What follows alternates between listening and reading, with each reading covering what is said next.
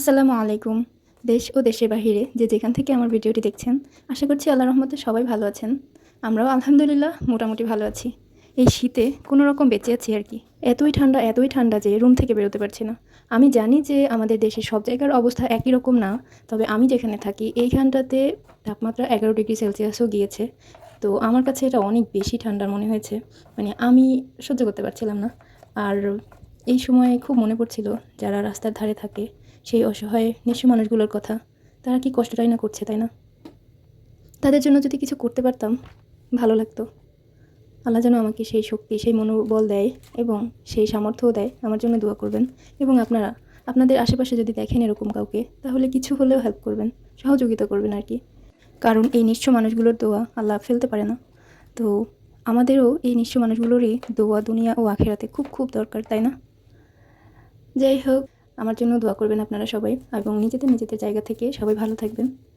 এখন চলে আসি রেসিপিতে। আমি আজকে বাঁধাকপি দিয়ে আলু দিয়ে ভাজি করব। এটা আসলে আপনারা সবাই পারেন, তারপরেও আমি করছি আর কি। আপনাদের ভালো লাগে যদি, তাহলে একটা লাইক দিয়ে যাবেন। তাহলে আমার ভালো লাগবে আর কি, যে হ্যাঁ, আমার আমার ভিডিওটা আপনাদের কাছে ভালো লেগেছে, আমি এটা বুঝতে পারবো আর কি। তো যাই হোক, আমি এখানে কাটা বাটা সব কিছু করে মুছে টুছে নিচ্ছি। এখন চলে যাব রান্নাতে। আমি যে বরাবরই সরিষার তেল খাই বলেছি, আপনারাও চেষ্টা করবেন সয়াবিন বাদ দিয়ে সরিষাটা খেতে, তাহলে অন্তত ভালো থাকতে পারবেন। কারণ সয়াবিনে যদি আপনি একটু গুগল ইউটিউব সার্চ করে দেখেন, খুব খারাপ জিনিস। সয়াবিনটা আসলেই কোনো তেলের মধ্যে পড়ে না বলতে গেলে, তারপরও আমরা পানির মতো করে রান্নাতে খাই, এরকমই একটা অবস্থা। তো ওইটা অ্যাভয়েড করার চেষ্টা করবেন। এরপরে একদম সামান্য পেঁয়াজটা একটু ভেজে নিয়েছি। আর এখন হচ্ছে উপর থেকে সবজিটা দিয়ে আমি আলুটাও দিয়ে নিয়েছি একসাথে।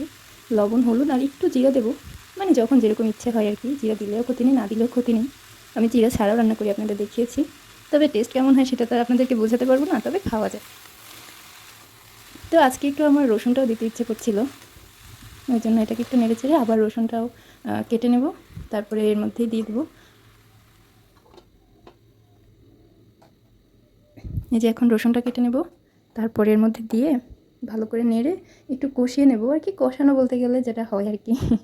তো তারপরে কষানোর পরে দেখেন পানি দিয়ে দেবো আর কি। একটু পানি দিতে হবে, কারণ এই যে আলু দিয়েছি, তো আলুটা সিদ্ধ হতে পানিটা লাগবে। আর বাঁধাকপি থেকে যে পানিটা বের হয়, ওইটা থেকে বাঁধাকপি সিদ্ধ হয়, কিন্তু আলুর জন্য একটু এক্সট্রা পানি লাগবে। তো একদম স্লো কুকে রান্না করলে হয়তো লাগতো না, কিন্তু আমি একটু দিয়েছি আর কি, তাড়াতাড়ি করার জন্য। আজ জুমাবার, সবাই সবার জন্য অনেক বেশি দোয়া করবেন। আপনারা যারা মসজিদে গিয়ে নামাজ পড়বেন, নিজেদের ফ্যামিলি এবং আমাদের সবার জন্য দোয়া করবেন। আল্লাহ যেন আমাদেরকে এই বছরের প্রথম জুমায় সবাইকে মাফ করে দেয় এবং সততার সাথে, হেদায়েতের সাথে যেন আমাদের শেষ জীবন পর্যন্ত চলার তৌফিক দান করেন।